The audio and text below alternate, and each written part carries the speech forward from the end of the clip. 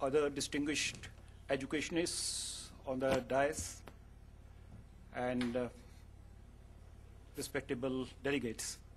I start with two handicaps. The first one is that for 39 long years of my life, I practiced the art of killing without getting killed. In short, I was a destructor, and here I'm sitting in the exalted company of creators. I have tried to learn the nuances of this profession in the last 8.5 years. So if I come across as a novice, please do bear with me. The second aspect is that I'm from the bullock cart age, and here I'm addressing or trying to cover a topic of digital age. I try to give it the best shot.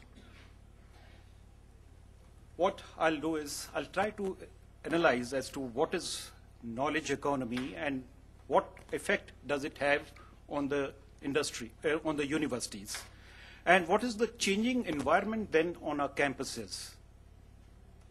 What are we likely to see in the next 20 years?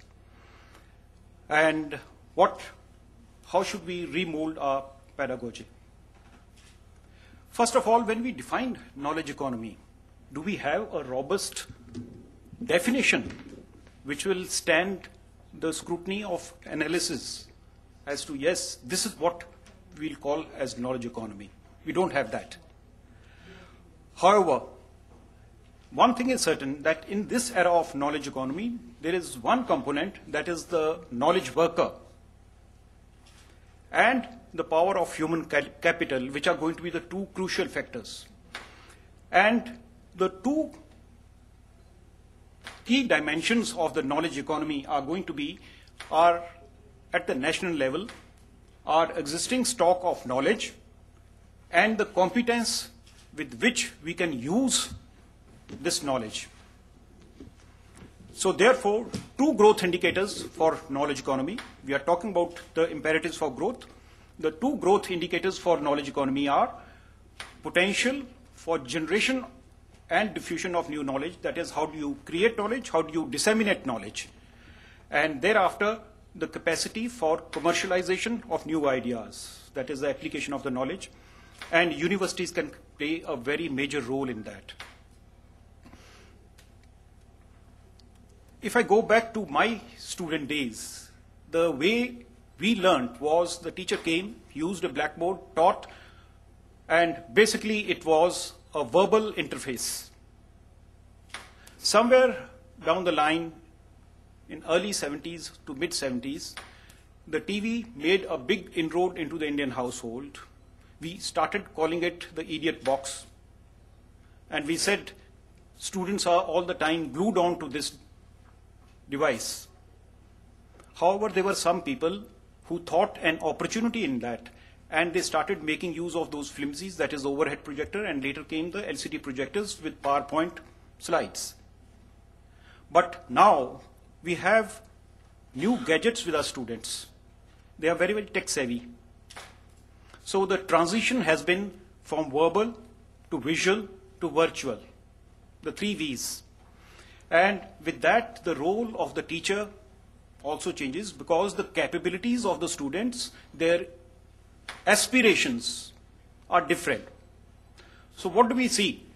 That there has been a transition from verbal to visual to virtual, and the students today express preference for doing rather than listening. And they would also like to work in a multidisciplinary environment. They are no longer interested only in one thing at a time. And therefore, we need to change ourselves, and we need to give them skills where they can judge to distinguish reliable from unreliable information. They are very, very fond of going on to the internet and trying to access information there. But not all the information which is available on the internet is reliable. So we have to give them the capability to decide what is reliable, to judge as to what is reliable and what is not reliable. And then they have to have the patience to follow longer arguments. They are the attention span is too short. Today's student gets bored in about 20 to 25 minutes. We have to make sure that their attention span increases. And we have to give them the ability to recognize relevant patterns in unfamiliar and familiar contexts. So if we compare the previous generation versus the V generation, we find that instead of linear acquisition of information, they try to go in for non-linear. That is, they get into the hyperlinks. They are studying one particular topic. They go into some other topic, come back to the main topic. And another important aspect is that it is 24/7 learning. It is not that structured 8 hours in the school or college. And instead of learning being a duty, it is more of a fun now. Then only they learn, not otherwise. Otherwise, they get bored. Speaker after speaker has been coming and saying that they are reminded of their university days or school days when number of teachers were, their classes were considered as boring. Basically because they could not make learning as fun. There was a time once when the industry went in for apprentices. But the number of students is so large now that that concept, though valid, cannot be put into practice. So we have to bring that into the universities now. Otherwise, that concept of apprentices, which was there in the early half of the 20th century, is still valid, that people should know how to work with their hands. And once they work with their hands, they will learn. Another thing which is happening is on the campuses as to what is happening. Basically, a camp is being turned into a nomad camp. The university campus is being turned into a nomad camp. Every person has got his own type of gadget. And he expects that gadget to be compatible with the system which is there in the university. Whether it is working, it has been purchased from any particular vendor, he expects, and it works on a particular platform, he expects the university IT infrastructure to ensure that that device is compatible with that infrastructure. So, therefore, the environment is going to be demand pull rather than provider push. You will not be able to say that this university provides you with the infrastructure which can support the falling. The question will be, will this university have an infrastructure which can support the device which I am carrying with me? Then mobility and personalization will be the key factors, and the shift will be from always on to the always on the consumer. The student would like to learn wherever he is, whether he is traveling, whether he is at home, whether he is in the class, or wherever he is. So, therefore, we need to bring in a compatibility between the habits of the new generation and the way the technology is employed here. Most importantly, the role of the teacher. He is expected to be an intelligent search bot. He should be able to tell his students how to search information and how to convert that information into knowledge. And that does not mean that our earlier approach, where we used to lay emphasis on the content, can be thrown overboard. That also still remains valid.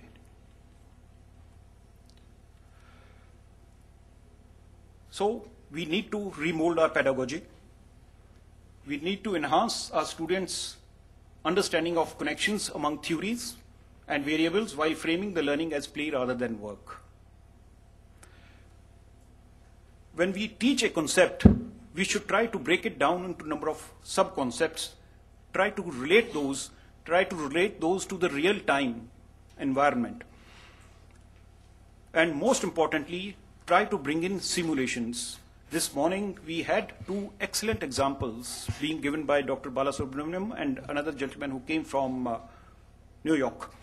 I'm forgetting his name, as to how they have incorporated that into their teaching. But that is a drop in the ocean in this big world here in our country. Our basic problem is that the students who are there right from the school days, they have not been taught what to think. They have always been taught what to think, but not been taught how to think. And certainly, when we are confronted with the modern environment of a knowledge economy, we expect them to learn as to how to think. Another aspect is that the teachers who are getting in it, they themselves have never been taught how to think. And we expect them to teach how to think. So therefore, there is a major problem. There are a large number of vendors which are there who are prepared to do this job for us. And we need to work on that to remove that stumbling block. Infrastructure will automatically come. There is no dearth of money as far as that infrastructure is concerned. It is not that expensive. The most difficult aspect is that we are lacking in intellectual capital, and which is one of the imperatives of this knowledge economy, for growth in this knowledge economy. Finally, ladies and gentlemen, what we have to do is that we have to have that will to wipe the slate clean, to unlearn what we have learned so far and start relearning. Otherwise, we'll be left far behind. We missed the industrial revolution. We missed the silicon revolution. Let's not miss the knowledge revolution now. And we should accept and capitalize rather than reject and ignore. We should not keep cribbing that, look, my student is all the time working on either on his laptop or with his mobile phone. Try to capitalize on that habit. But while we are doing that, we should exercise caution. We should try to tell him as to how he can use those habits for his own benefit and for the benefit of the society. We have to get back to school, not only the students, but the teachers too. And once we unleash the power of ideas and spur the creative thought, I can tell you that we will find our right place as a powerhouse of knowledge economy. Thank you, ladies and gentlemen.